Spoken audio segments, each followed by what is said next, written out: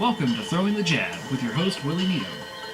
In this video series, you will learn how to start conversations with a non-believer about Jesus Christ.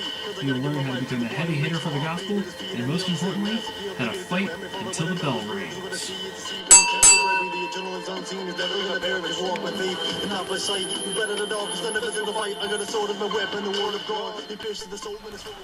Alright, well, welcome to this week's episode of Throwing the Jab. So I hope that it's been really good for you guys over the past couple of weeks answering your questions.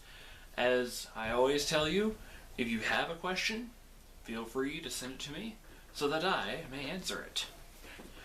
This week's question is a pretty standard one, very simple one, only 3 words. The question is, who created God? Now you see, the reason why people ask this question is because generally people are in this evolutionist mindset where, things just kind of came through random materialistic process. And so to say that God created everything in the universe, they feel as though God himself must have also been created. That's where they're kind of coming from whenever they ask this question. And so, it's a fair question to ask. Was God created?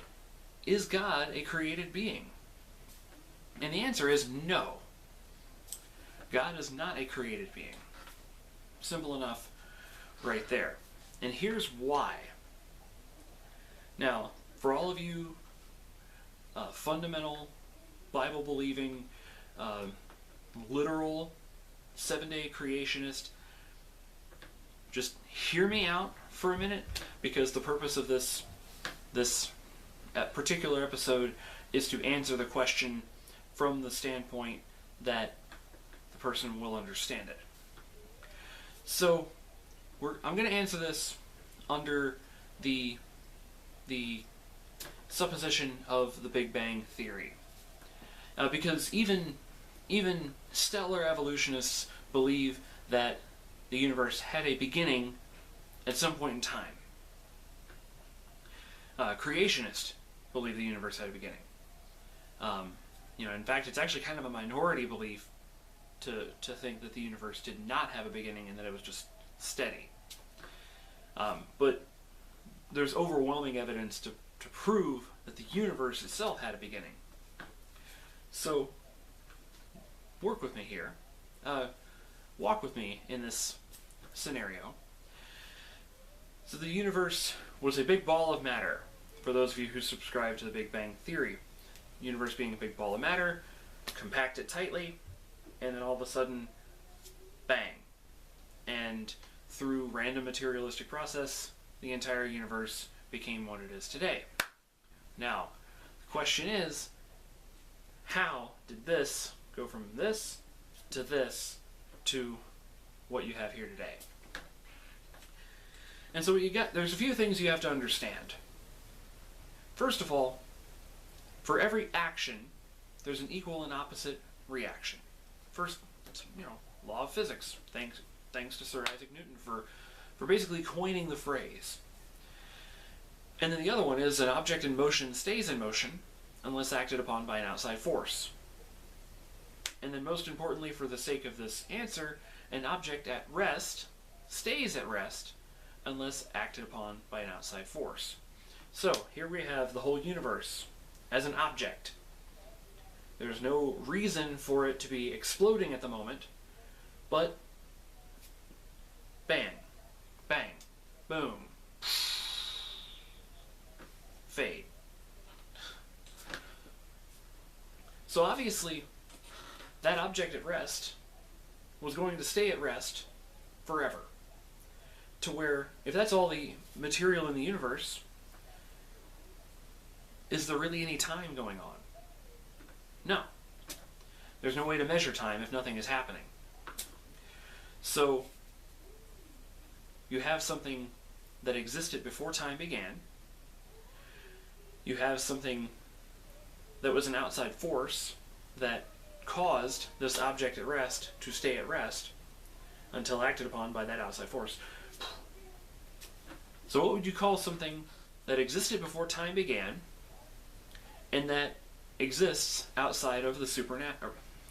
There we go. I just had a moment where I slipped it up. So I'll go ahead and ask it again. What do you call something that exists before time began and exists outside of the natural universe? The answer is you call something eternal because it exists before time began, and you call something supernatural because it exists outside of the natural universe. So in order for the Big Bang to go from this to this to this, it took something eternal and it took something supernatural. But it took a little bit more than that. In order to bring order out of chaos requires intelligence. It requires information. Where did we get the information? Like DNA, and even just atomic structure, and so on and so forth. So the information had to come from somewhere. Otherwise, how can you even tell that it's information? It gets really trippy if you actually were to examine that completely through the lens of purely materialistic process. So you have something that's eternal, you have something that's supernatural, and you have something that is creative, that is able to bring order out of chaos. Now, I'm not going to jump to any conclusions here for the sake of the atheists, but I think you probably know where I'm going here, right? It doesn't take a whole lot of a jump to go from calling something eternal, supernatural, and creative to saying God. So if you subscribe to the Big Bang Theory, you are subscribing to something that exists outside of the natural universe, that existed before time began, and that has creative ability to bring order out of chaos. So the question isn't so much who created God, but the question is, what is it that you believe created the universe? So, if it's possible for a law of nature to be eternal and unchanging, and to govern the universe itself, did that law have to be created? Did the laws of physics have to be created? No. And neither does God. God does not have to be created, because God already exists. God always has existed, God currently exists, and God always will exist. So, for all of you who have the question of who created God, I hope that answers it. Remember, nobody is unsavable. Anyone on this earth who has breath in their lungs is capable of being saved through the power of Jesus Christ. So thank you all for continuing to watch this video series and supporting the Southpaw Soapbox Evangelism Training Academy. If this ministry has in any way been a blessing to you, please help support us in our cause. You can like us on Facebook, Southpaw Soapbox. You can follow us on Twitter at SCF Ministry, or you can go to our website at scfministry.com and subscribe to our weekly newsletter. It's just a simple little newsletter with all of my resources for the week right into your inbox. It's a great resource, and it has blessed many people and really changed their lives to help them become a heavy hitter for the gospel and to be able to fight until the bell rings. The time has passed too. You gave me all the time in the world, the Father went for you. So I'ma keep it real and ride with the Lord. So help me die with the Lord. Mortify the flesh by the Spirit born. I know my life because there's a Christ in his name. Jesus died on the cross for me so that my life could be changed. And he could break the chains of every sin and addiction so that I can focus on his holiness, the gift that I've been given.